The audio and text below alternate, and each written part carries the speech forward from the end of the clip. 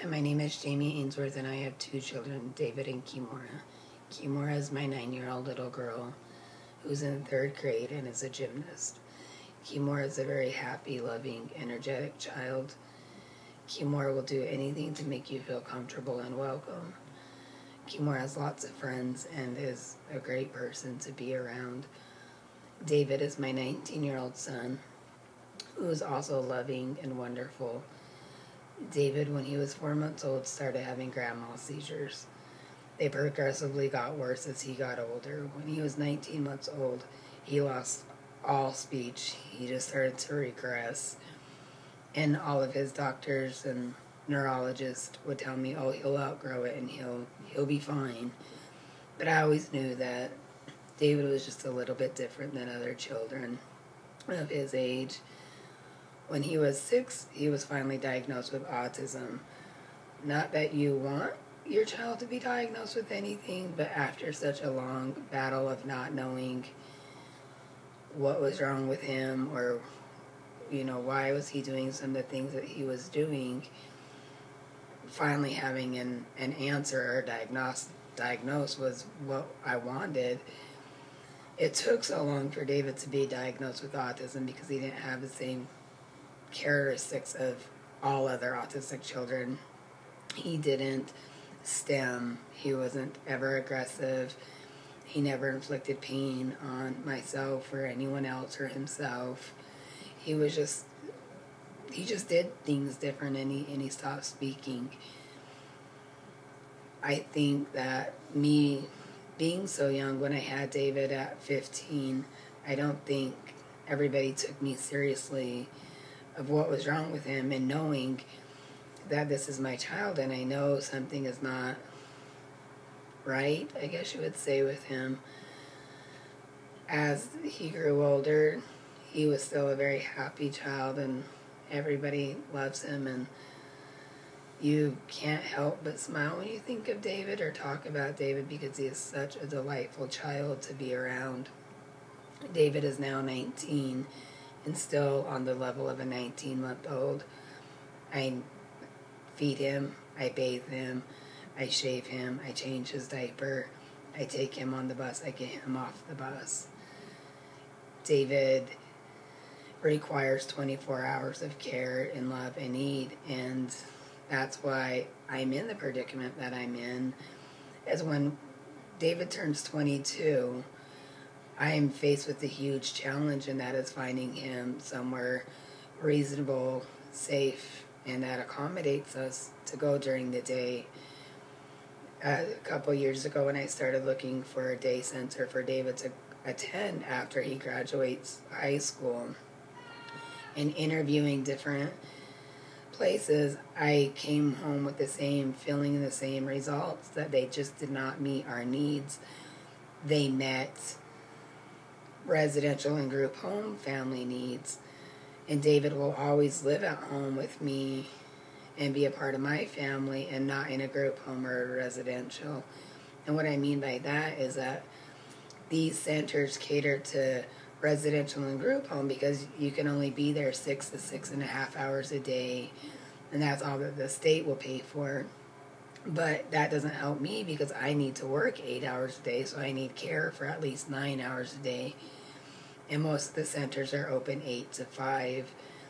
And a lot of parents don't work 8 to 5, hours throughout family life. And it's only open Monday through Friday.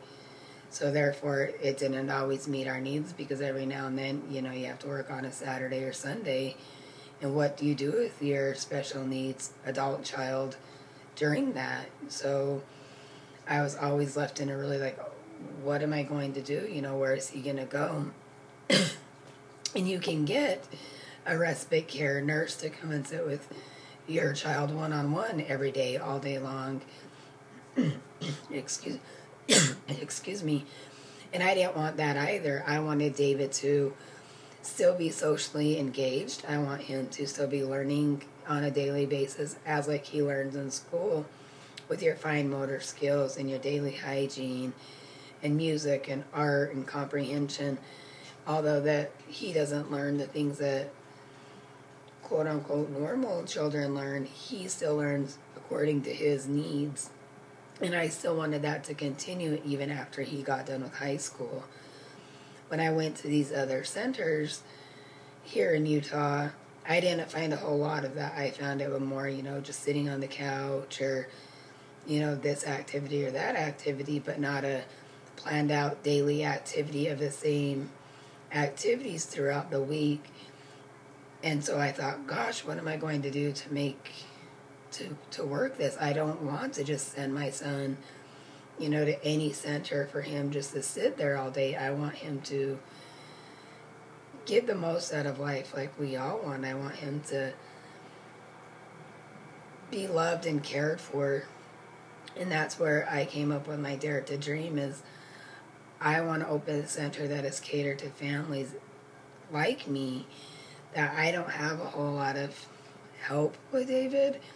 Being a single mom and not having a whole lot of family that live in the valley, I have to do everything for David. Even going to the store is sometimes such a task of getting him in and out of the car, and even going to the grocery store with a child with autism or any disability is kind of hard to do. So I thought if I could open a center that I would want to send my son to, that I felt comfortable to send my son to, what would it be?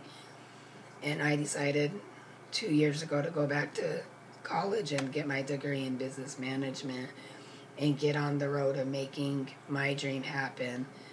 And that is Dare to Dream. And at Dare to Dream, I would like a one-level, large center that has gymnastic-type flooring. Like I said, David has a seizure disorder, and there has been times where he's fallen and he's gotten injured because you fall on laminate or carpet and you're liable to get a little bit more hurt than if you fall on a spring-loaded floor. That's more of a bouncy, comforting type of fall. I would like a large fish tank because a lot of children who have special needs love to look at the fish in the water. I would love a music room and an art room to help people who aren't able to express themselves the way you and I do through the arts and music, and a lot of children do that. I want to develop fine motor skills and still work on daily hygiene. I mean, simple things like David and I, when we make cookies and he mixes the batter and uses the electric mixer, how excited and happy that makes him. Doing community activities of going bowling or swimming, parades, just really simple things that you and I take for granted every day. These children just really love and adore, and I want to make sure I provide that and I give them that, their sense of well-being. I would like to offer haircuts, chiropractor. My son goes and sees a chiropractor for his seizures, and it helps so much. But the financial burden of having to have your child at a day center and still be able to go to the chiropractor and haircuts and affordable nutritional food, it gets to be really expensive, and I would like to be able to provide that in an all-in-one package. Supplements and nutrition is so important, and a lot of autistic children have really came a long way on gluten-free and dairy-free diets, and I would like to be able to help with that and provide for that.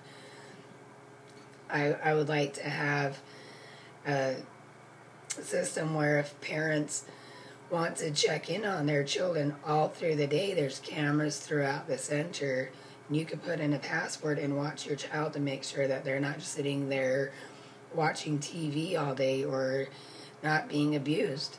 Here in Utah, we have over 990,000 disabled 16 to 64-year-old adults with less than 50 centers that cater to them.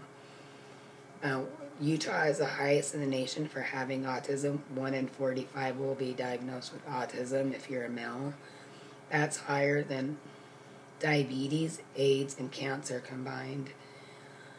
I think we're going to have a huge problem in the future, and I know that facing our issue now and it's only going to get worse in the future. I want to combat this issue now. I want to get it taken care of. And I know there are so many more families like mine that have this need and want this. And I think it's important. And I'm here to ask you that you help families and you do a great deed. And I'm sure all of those families are just so appreciative. I'm asking you for my community to help a community build this center and make it happen. Once again, thank you for taking the time to watch my video, and I hope I hear from you.